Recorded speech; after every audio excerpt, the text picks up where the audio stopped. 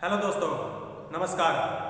स्वागत है आपका दोबारा से आपके अपने YouTube चैनल पर जिसका नाम है लेट्स लर्न संस्कृत। दोस्तों, प्रयास कैसा लग रहा है? अगर अच्छा लग रहा है तो इसे दोस्तों में शेयर करते रहिएगा। चैनल को सब्सक्राइब कीजिएगा और अगर अच्छी तरह से वीडियो समझ में आती है तो आप लाइक भी कर सकते हो। आप सबको पता है कि हमारी विसर्ग संधि चली हुई है और पीछे हमने उत्तव संधि का एक सूत्र करवाया था, अतोरोर प्लुतात् दप्लुते। अतोरोर प्लुतात् दप्लुते उसकी कुछ कंडीशन थी। उसकी कंडीशन ये थी कि अप्लुत आकार से परे यदि रू है, और रू कैसे बनता है, आपको एक सूत्र करवाया था, स सजुषो रू, वो दंत सकार और सजुष के मूर्धन्य सकार को रू करता है। ठीक है, तो रू हो जाने पर रू से पहले भी अप्लुत आकार हो और रू के बाद भी अप्लुत आकार हो तो रू के स्थान पर ऊ हो जाता है। रू के स्थान पर ऊ हो जाता है और वो ऊ करने वाला सूत्र कौन सा था? वो था हमारा सूत्र अतो रोर प्लुतात् दप्लुते। ठीक है, ये तो उस सूत्र की कंडीशन थी। आज का जो हमारा सूत्र है हसीच, ये भी उतव करता है, लेकिन इसकी कंडीशन कुछ अलग है। इसकी कंडीशन क्या है? जैसे सबसे पहले तो देखो कि इस सूत्र का नाम है हसीच। ठीक है, हसीच उत्तम विधि सूत्र है। आपको ये पता होना चाहिए कि कोई भी हम सूत्र कर रहे हैं तो वो करता क्या है। ठीक है, क्या करता है वो? तो ये वाला क्या करता है? उत्तम संधि करता है। इसका च का मतलब क्या होता है? च का मतलब होता है संस्कृत में और ये यहाँ पर च क्यों आया है? क्योंकि इससे पहले हमने जो उत्तव संधि का सूत्र किया था अतोरोर प्लुतात् दप्लुते, उसी को कंप्लीट करता है ये। ठीक है, उसी को पूर्ण करता है। और च का मतलब होता है कि हस। अब यहाँ पर ये हस है। ठीक है, वैसे तो ये सप्तमी का है, लेकिन यहाँ पर इसके अर्थ में देखो, हस परे अपि रो रू स्यात्। ये कहता है कि यदि च का मतलब वही कंडीशन हो, यदि अप्लुत आकार से परे रू हो और रू से परे क्या हो? हस हो। हस का मतलब होता है हस प्रत्याहार का कोई वर्ण हो। ठीक है, और ये हस प्रत्याहार में कौन सा वर्ण आता है ये आपको पीछे करवा दिया गया है। तो ये सूत्र कहता है कि जैसे यहां पर मान लेते हैं अप्लुत आकार है और यहां पर रू है और यहां पर हस प्रत्याहार का कोई वर्ण है। ठीक है, यहां पर हस प्रत्याहार का कोई वर्ण है तो ये सूत्र रू के स्थान पर ऊ कर देता है। रू के स्थान पर ऊ कर देता है। ठीक है, ऊ कर देता है। और हस प्रत्याहार का कोई भी वर्ण हो, चाहे हस प्रत्याहार का वर्ण आप सबको पता होगा क्योंकि पीछे वीडियो में करवाए भी गए हैं। और इससे जो पहले वाला सूत्र था वो क्या करता था? वो करता था कि अप्लुत आकार से परे यदि रू है तो इस रू से परे भी अप्लुत आकार होना चाहिए, तब वो सूत्र लगता था। ठीक है, और वो अतोरोर प्लुतात् दप्लुते वो सूत्र क्या करता था? वो इस रू के स्थान पर ऊ कर देता था। ठीक है, उसकी कंडीशन क्या थी? उसकी कंडीशन तो ये थी कि अप्लुत आकार से परे रू हो और रू से परे भी अप्लुत आकार हो। ये तो उसकी कंडीशन है, लेकिन इस सूत्र की कंडीशन क्या है? हसीच इस सूत्र की कंडीशन है कि अप्लुत आकार से परे रू तो होना चाहिए, लेकिन रू से परे यदि हस प्रत्याहार का कोई वर्ण है ना, तब भी हस प्रत्याहार का कोई वर्ण हो तब भी रू के स्थान पर यह सूत्र ऊ कर देता है। ठीक है, अब जैसे हस परे होने पर अपि रो रू स्यात्। अब यहाँ पर जो यहाँ पर रू था, ठीक है, और रू की सप्तमी विभक्ति होती है और छठी विभक्ति होती है रो।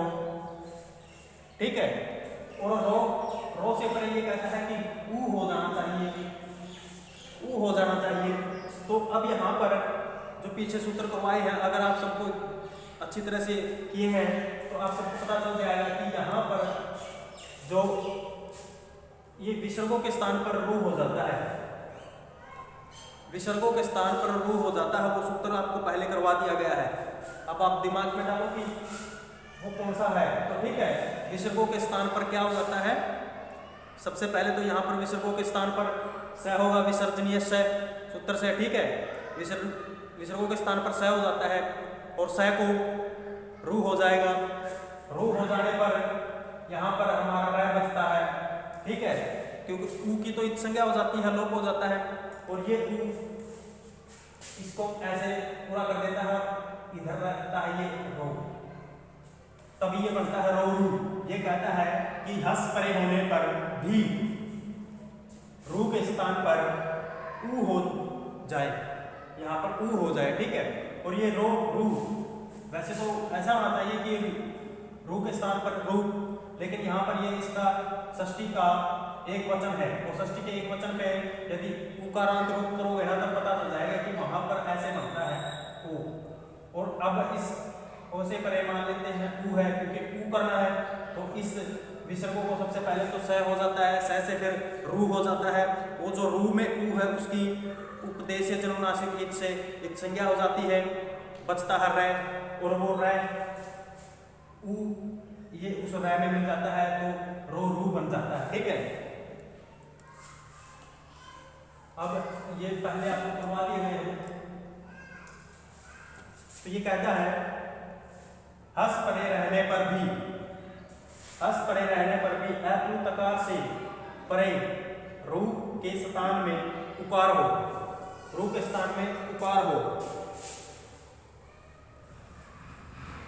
अब देखो ये कहता है कि हस परे रहने पर, हस यहाँ पर परे है, हस का मतलब हस प्रत्याहार का कोई भी वर्ण।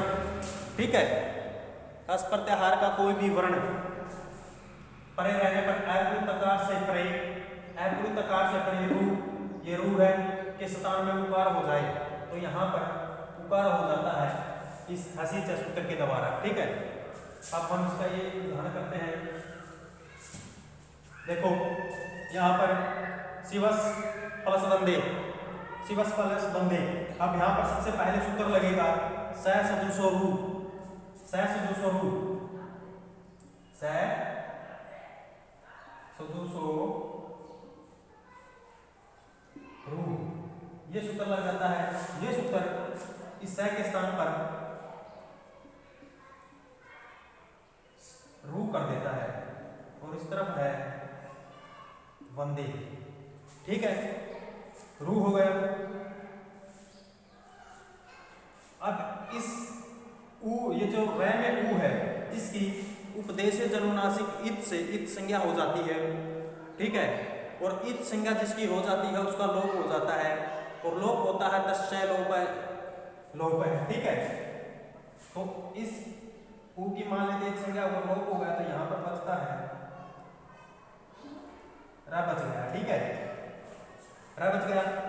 अब इस वै में ए है, जैसे देखेंगे तो शिव, इसका ए निकाल दिया तो याद रह गया। ठीक है, और ए यहाँ पर है रै, ये क्योंकि इसका ऊ निकल गया तो याद रह गया। यहाँ पर है वंदे,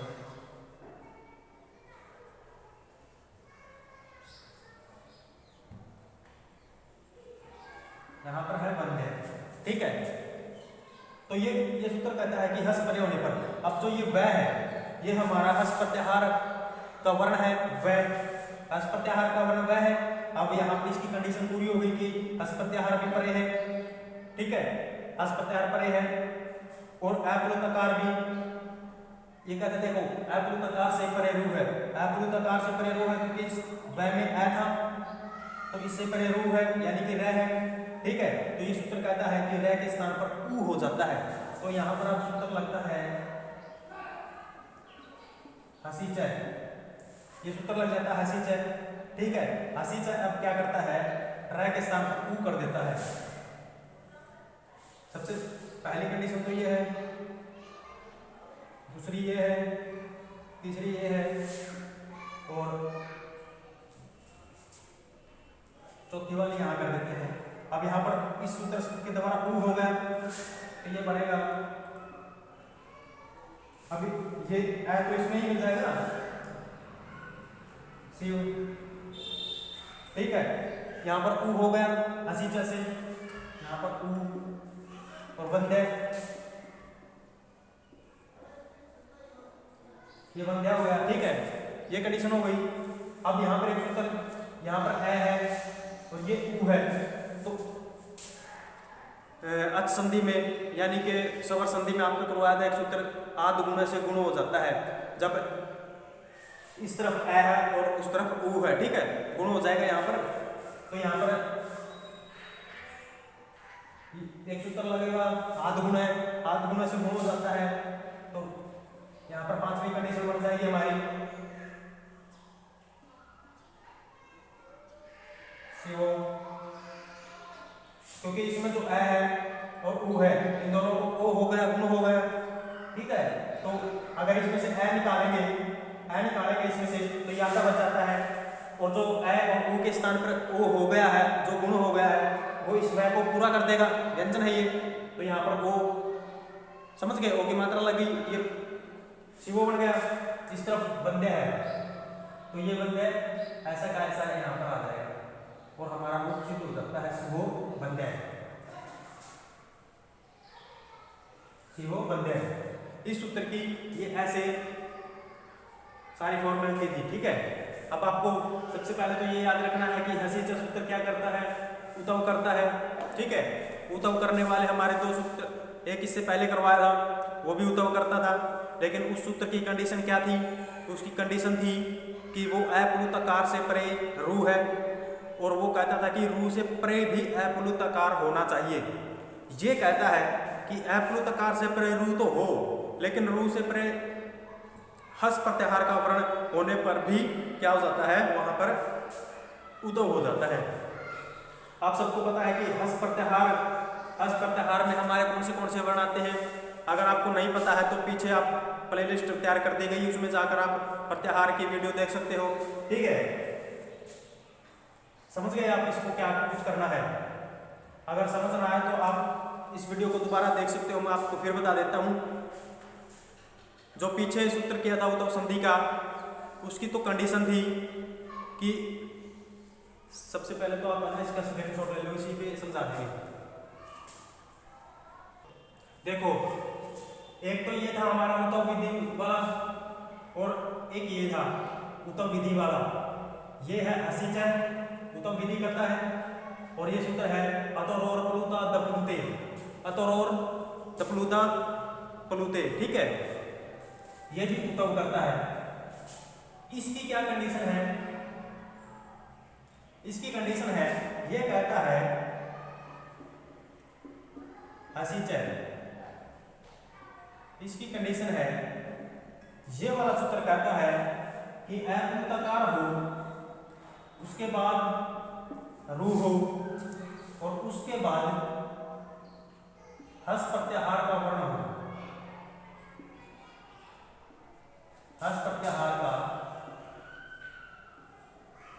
वर्ण हो, ठीक है। हस प्रत्याहार का वर्ण हो, तो ये सूत्र यानी कि रू के स्थान पर ऊ कर देता है, ठीक है, ऊ कर देता है।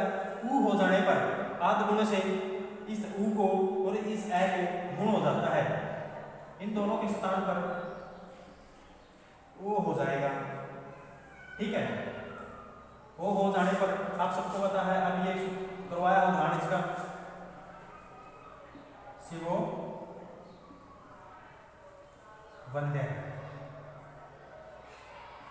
ठीक है। ये जो ओ है ये इस तरह से बना, ठीक है।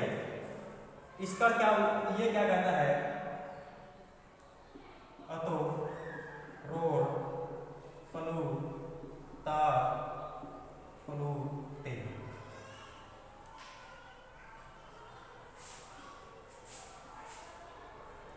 ये क्या कहता है, ये कहता है कि अप्लुतकार हो, इससे परे रू हो, और रू से परे भी अप्लुतकार होना चाहिए, इसकी ये कंडीशन है, ठीक है। अप्लुतकार हो, अप्लुतकार के बाद रू हो। अब यहाँ तक दोनों की ये तो कंडीशन सेम है, इसके बाद तो हस प्रत्याहार आ जाता है, उसके बाद ये कहता है कि क्या हो, अप्लुतकार हो, तो ये सूत्र इस रू के स्थान पर क्या कर देता है, ऊ कर देता है। आगे फिर इन दोनों के स्थान पर ओ हो जाएगा आप में से। और इसका क्या उदाहरण करवाया था हमने, इसका शिवो अर्चय, शिवो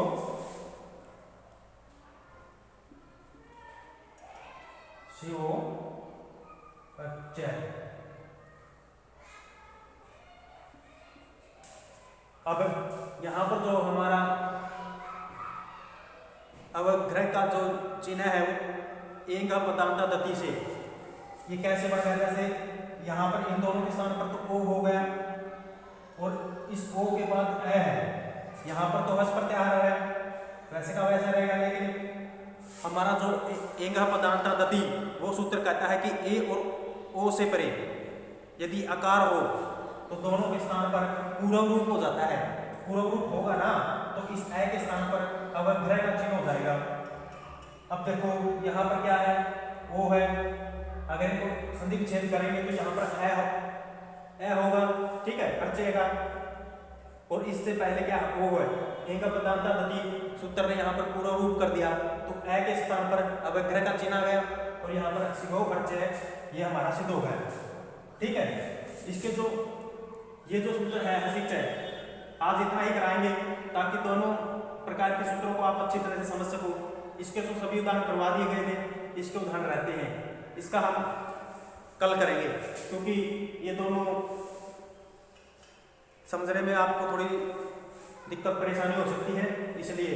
और एक तो ये वाला और एक ये वाला एग्जाम में इनमें से एक पूछता है, आपको पता होना चाहिए कि कौन सा सूत्र किसका है। यदि आपको सूत्र याद है, सूत्र का मतलब याद है तो आपको पता चल जाएगा कि कौन सा उदाहरण किस सूत्र का है, क्योंकि इसमें हस है और इसमें आत्मतकार है, ठीक है। आप इसका स्क्रीनशॉट ले लो।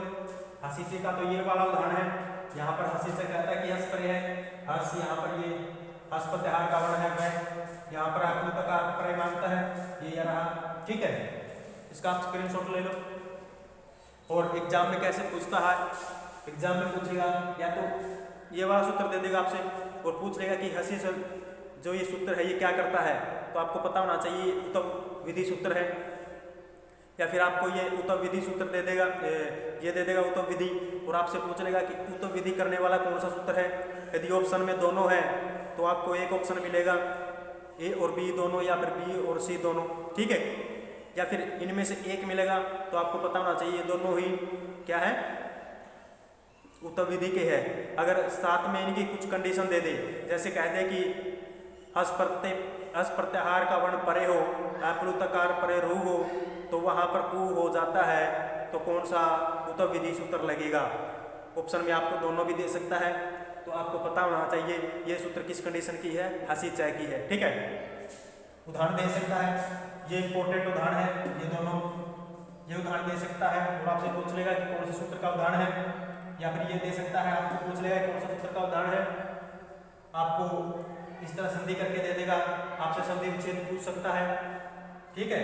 या फिर संधि विच्छेद दे देगा और आपसे संधि पूछ सकता है, तो आपको हर प्रकार से पता होना चाहिए कौन सा कैसे यहाँ पर लगेगा, ठीक है। तो आज का हमारा इतना ही होगा।